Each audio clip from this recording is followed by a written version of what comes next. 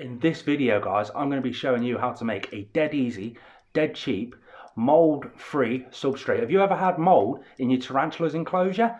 This substrate and what goes into this substrate will stop any mold permanently. I've never had mold in any of my tarantula's enclosures ever because of this.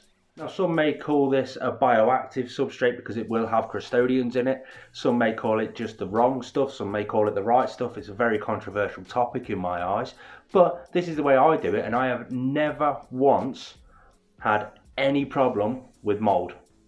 It's worked for me, so it should work to you. So firstly, let's go through the normal intro. Welcome back to this channel. If you're new around here, my name is Richard, and this is a reptile YouTube channel. We talk all things reptile related. Sometimes we go into arachnids and invertebrates.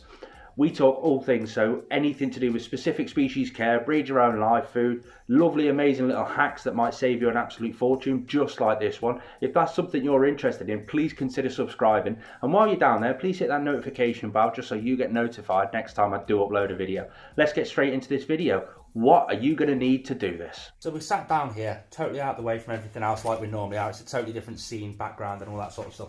So to start off with, I make an awful lot of this up because I use it for various other species, millipedes and tarantulas, and got any left over, I'll chuck it in with a savanna monitor. I'll just use it and utilise it for everything. This is a basis. If I want to stick it in with a boa constrictor, then I'll add some orchid bark into it, mix it all up, make sure it's not as wet as what it is now, and then I'll put it in with the savanna monitor. So this makes a good basis for absolutely everything. So I use a big tub. I've got some ventilation in there and you'll see why in a bit. So I've got topsoil. Just your standard one from Wilkinson's. It's pesticide free, it's organic, and it works perfectly. I grab that and I basically just tip it into the box. Now that's out the bag. This is the one that's just I got out for filming purposes. Just chuck it straight in the box. The next ingredient you're going to need, that I use this ingredient simply because it fills it out a bit, and it's just a general all-round goodness. Cocoa fibre, just a standard brick of cocoa fibre that I picked up at a reptile show for less than £1. I've broke it down, expanded it. If you want to know how to expand a cocoa fibre brick, click on the card just here. That'll take you straight through to that video. But that's it. Grab it. Like I say, I make this stuff up in bulk because I use it for a lot of different things. So right now we are left with basically that. So we've just got to mix it all in together. Absolutely perfect. Just give it a general bit of a mishmash, a push around, all that sort of stuff. The next thing I'm going to add is leaf litter, and that'll become clear why. This is oak leaves. You can go and pick this from outside on your own if you fancy it. If you do collect this stuff from outside, please make sure it is a pesticide free place, so somewhere that's not near a farm, because farms pesticide their crops. Make sure there's no dog urine, so it's not a local park, and just make sure it's a very safe place. No pesticides, fertilizers, no dog urine, anything like that, and that'll work absolutely perfect. Try and stay more to hardwoods, so your oaks, your beech, and just tip that in there. You can use as much or as little as you want.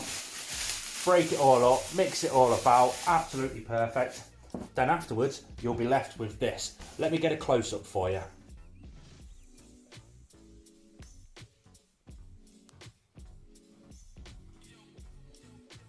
I'll get all the leaf litter, and it's really dry and crusty, so it just crumbles up into basically nothingness. And that's what I prefer. I do leave a lot of the leaves whole or half broken and stuff like that. Now why have I added leaves in there? Well, it's simply because the next thing eats these.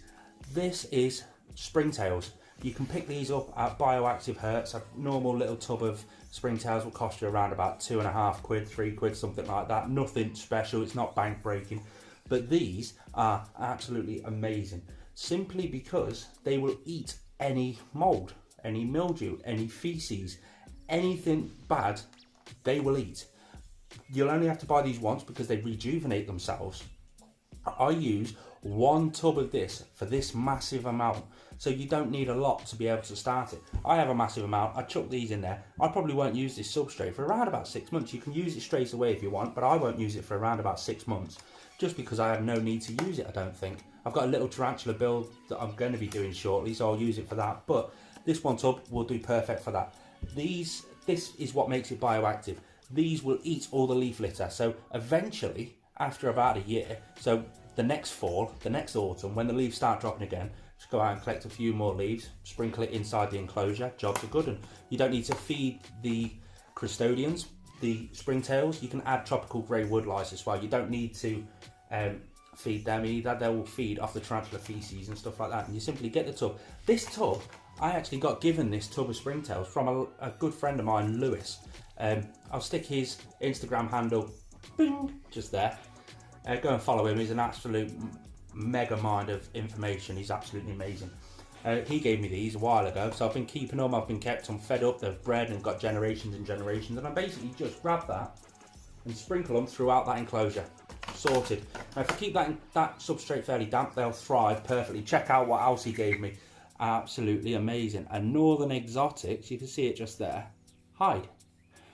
I think he's actually going to be making these. He made me a water dish as well, so I'll be using that with the new tarantula build. But yeah, go and follow him. He's absolutely amazing. So I'm going to mix these up anyway, and that is absolute perfect bioactive style substrate for your tarantula's enclosure, where you will never get mold because the springtails will eat the mold.